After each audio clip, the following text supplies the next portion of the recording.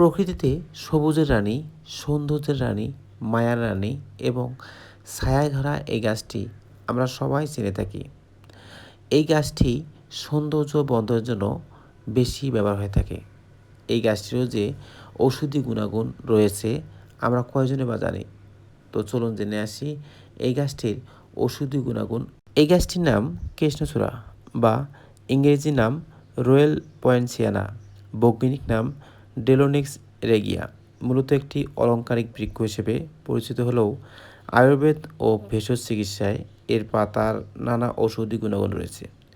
গবেষণায় দেখা গিয়েছে কৃষ্ণচূড়ার পাতায় ফ্লাভোনয়েড, অ্যালকালয়েড, এস্টেরল এবং অ্যান্টিঅক্সিডেন্ট যৌগ বিদ্যমান। কৃষ্ণচূড়া পাতার স্বাস্থ্য উপকারিতা: বাত ও গেঁটে ব্যথা উপশমে। কৃষ্ণচূড়া পাতায় প্রদাহবিরোধী গুণ রয়েছে।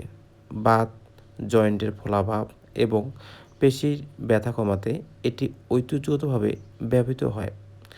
ক্ষত নিরাময় ও জীবাণুনাশক হিসেবে এ পাতার নির্যাসে অ্যান্টিব্যাকটেরিয়াল ও অ্যান্টিফাঙ্গাল উপাদান থাকে। কাটার স্থান, ত্বকের ক্ষত বা ফোড়ার সংক্রমণ রোধ করতে এবং তা দ্রুত শুকাতে এটি সাহায্য করে। রক্তের শর্করা নিয়ন্ত্রণে বিভিন্ন গবেষণায় দেখা গেছে কৃষ্ণচূড়া পাতার নির্যাস রক্তের গ্লুকোজের মাত্রা নিয়ন্ত্রণে রাখতে সাহায্য করে, যা ডায়াবেটিস নিয়ন্ত্রণ করতে পারে। এ পাতায় থাকা অ্যান্টিঅক্সিডেন্ট লিভারকে ক্ষতির হাত থেকে রক্ষা করতে এবং পরিপাকতন্ত্রের আলসার বা গ্যাসের অস্বস্তি কমাতে সহায়তা করে।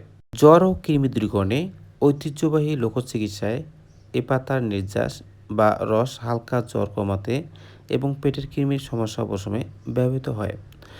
এই গাছের ব্যবহারের সাধারণ নিয়ম: কচি কৃষ্ণচূড়া পাতা বেটে সামান্য গরম করে বাতের স্থানে, জয়েন্টে অথবা ত্বকের ফোলাভাব বা ক্ষতের উপর প্রলেপ হিসেবে লাগানো হয়।